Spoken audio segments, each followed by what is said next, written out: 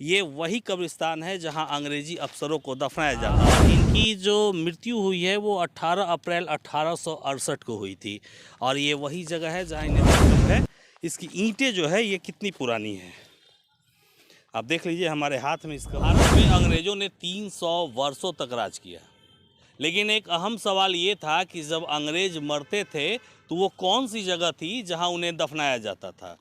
अंग्रेजी अफसर के मरने के बाद कोई भी ऐसी जगह तो होनी चाहिए थी जहां उन्हें दफना दिया जाता था। तो आज हम आपको इस वीडियो में दिखाने लाए हैं कि आखिर अंग्रेज़ों का वो कब्रिस्तान कहाँ है। क्या अंग्रेज़ों का जो कब्रिस्तान था वो कहीं ना कहीं सनातन धर्म से भी प्रेरित था, क्योंकि कई ऐसी कब्रें भी मिली हैं जो मंदिर की शक्ल में है। तो हम आपको सबसे पहले ये दिखा दें, आप देख लीजिए हमारी ठीक बाईं तरफ जो आप देख रहे हैं ये वही कब्रिस्तान है जहां अंग्रेजी अफसरों को दफनाया जाता था। आप पहले देख लीजिए, हम आपको दिखाते हैं कुछ जो कब्र यहाँ हमारे बाईं तरफ है। आप देख लीजिए, पहले हम आपको दिखा रहे हैं। ये आप देख लीजिए, ये जूलिया मैरी की कब्र है, वाइफ ऑफ स्टेफन रीड जो हैं।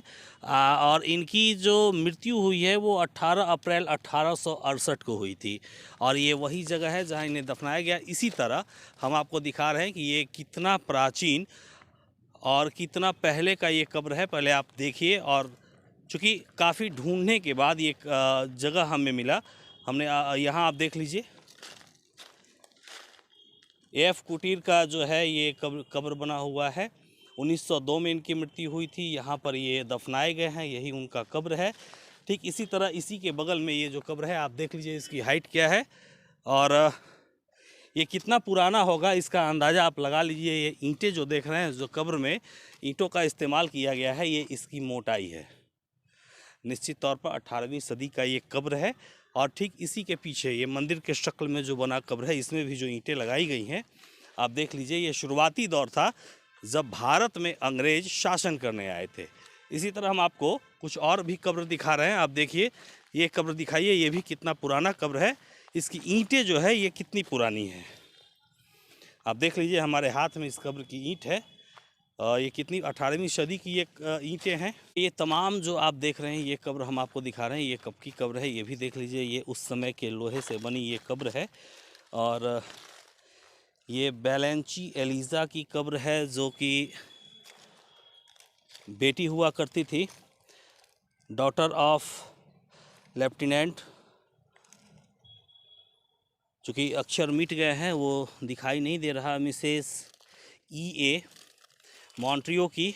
और आप देख लीजिए इनकी ये जो हैं, आपको हम बता दें कि इनकी जो मृत्यु हुई थी, इनकी मृत्यु जो है आप देख लीजिए, ये 37वीं रेजिमेंट की अफसर हुआ करती थी। 8 दिन की उम्र में इनकी बेटी की मृत्यु हुई थी। ये उनकी कब्र बनाई गई है। और इसी तरह ठीक हम आपको दिखा रहे हैं, आप आइए आगे भी देखिए। ये कब्रिस्तान है जो वहाँ पे अंग्रेज़ी अफसरों को दफनाया गया था। आज भी ये कब्रिस्तान है, हालांकि इसकी स्थिति जो है काफ़ी जर्जर हो चुकी है, लेकिन इसके बावजूद भी एक देख लीजिए, ये कब्र हम आपको दिखा रहे हैं। ये 1912 में कब्र बनाई गई थी। ये भी आप देख लीजिए, ये उस समय लकड़ी के डिज़ाइन का बनाया गया था। ठीक इसी तरह ये दो कब्र जो हैं आपके सामने हैं। ये 1898 का कब्र है, 11 जून 1898 का ये कब्र है। और ठीक इसी तरह ये देखिए आप 21 दिसंबर 1871। तो ये अंग्रेज़ों के ज़माने का कब्रिस्तान है और यहाँ पे अंग्रेज़ों को दफनाया जाता था। तो कुल मिलाकर ये जो जगह है वही जगह है जहाँ अंग्रेज़ी अफसर 300 वर्षों तक भारत में राज किया और उनकी मौत के बाद जो अफसर होते थे या जो अन्य लोग होते थे उनको यहीं दफनाया जाता था।